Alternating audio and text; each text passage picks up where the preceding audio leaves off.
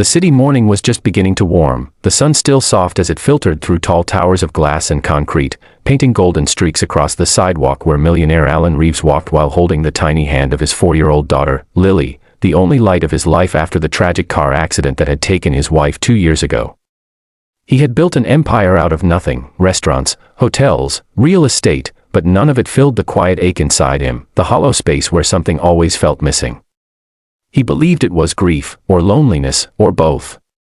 But nothing prepared him for the moment Lily suddenly froze mid-step, her innocent blue eyes widening, her little lips trembling as she pointed across the street and screamed with a voice that shattered the air, "Daddy, that's my brother." Alan turned sharply, confused, following the tiny finger that pointed toward a small boy sitting on the cold pavement near a cafe, his face streaked with dirt, his hair messy, his oversized coat torn, clutching a half-eaten piece of bread as if it were treasure. The boy looked malnourished, exhausted, and far too used to suffering for someone so young. Alan's heart jolted violently. Something in the boy's eyes, the shape of his face, the curve of his expression, felt disturbingly familiar, as if he had seen them before in a dream or a memory he could not place.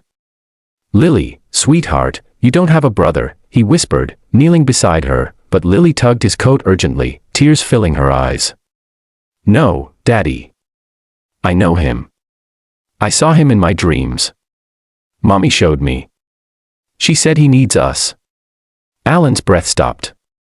His wife, Claire, used to dream vividly and would often tell Alan that she felt something was unfinished, something waiting for them in the future. But he never imagined anything like this. Trembling, he approached the small boy, stepping closer, feeling his chest tighten. The boy noticed him and stood quickly, fear shaking his thin legs as if preparing to run, but Alan stopped several feet away so he wouldn't frighten him. "Hey, buddy. I'm not going to hurt you," he said gently. The boy's voice was small, cracked. I'm not supposed to talk to strangers." Alan swallowed the pain rising in his throat. "What's your name?" he asked softly. The child hesitated, clutching his stale bread tighter before whispering, "Eli." The name struck Alan like a lightning bolt. Eli was the name Claire had picked for their second baby, the baby they had lost during pregnancy 5 years ago, the memory that had torn Claire's spirit apart and brought endless nights of tears. Alan staggered a step back, gripping his chest. Lily ran toward the boy with childlike certainty, wrapping her arms around him despite the dirt on his clothes, and Eli froze, confused, looking at her as if he'd never been hugged before. "I told you, Daddy," Lily said through hiccuped breaths. "Mommy said he is ours." Alan's vision blurred as emotions he had buried for years clawed through his heart. "Eli, do you know where your parents are?" he managed to ask. The boy shook his head, sniffing. "My mom left me when I was little. I don't remember her face. A man took care of me but he got sick and never woke up." Eli's voice cracked. "I've been alone for days. I'm just trying to find food." With each word the child spoke, Alan felt his heart collapsing under a weight he could not explain. He knelt slowly, his expensive suit brushing the dirty sidewalk, and gently touched the boy's shoulder.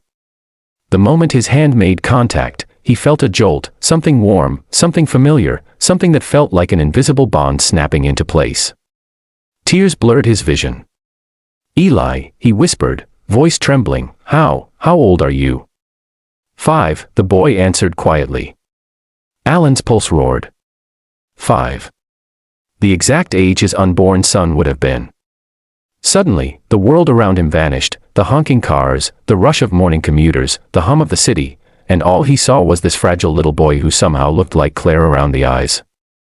Emotions exploded inside him, shock, grief, longing, guilt, confusion, and Alan felt his knees buckle beneath him. He collapsed onto the pavement, hands trembling violently as tears streamed down his face. Lily hugged him from behind, whispering, "Daddy, don't cry. Mommy said we'd find him." Eli stood frozen, panic flashing in his eyes, unsure what he'd done. Alan forced himself to breathe, wiping tears with shaking hands. He looked at the boy again, really looked, and realized that this wasn't coincidence. This wasn't imagination. This wasn't some random child. Something deeper, something divine, something fate-woven had brought Eli into their lives. "Eli," he whispered, "do you remember anything else? Anything about where you came from?" The boy shook his head sadly. Just a necklace, he said, pulling out a small, worn locket from inside his shirt. Alan's heart nearly stopped. He recognized it instantly. It was Claire's locket, the one she had lost years ago and cried about for days because it was the only memory she had from her grandmother. Alan's hands shook violently. "Where did you get that?" he asked, voice breaking. Eli explained that his caretaker had given it to him and told him it belonged to his mother. Alan opened the locket with shaking fingers, and inside was something that shattered him completely. A photo of Claire as a child. This was her locket. This was her family heirloom. This meant Eli was connected to Claire.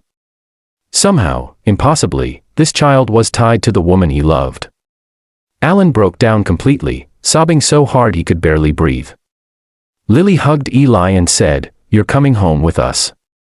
Eli blinked, confused. Home. Alan wiped his face and stood, picking the child up gently. "Yes," he whispered. "Home. You're not alone anymore." He carried the boy in his arms, Lily holding onto his leg as they walked toward his car. Eli rested his head against Alan's chest, as if for the first time in his life he felt safe. Alan felt a warmth in his heart he hadn't felt since Claire died.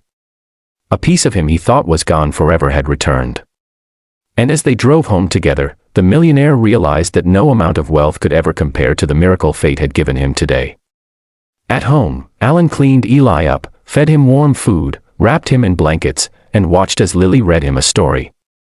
The boy fell asleep holding her hand. Alan stared at them, tears in his eyes, whispering, "Claire, thank you." He vowed that night to adopt Eli, to give him the life he deserved, to protect him with everything he had. And as he turned off the lights, he realized that sometimes family isn't found through blood, but through destiny. And destiny had just rewritten his life forever.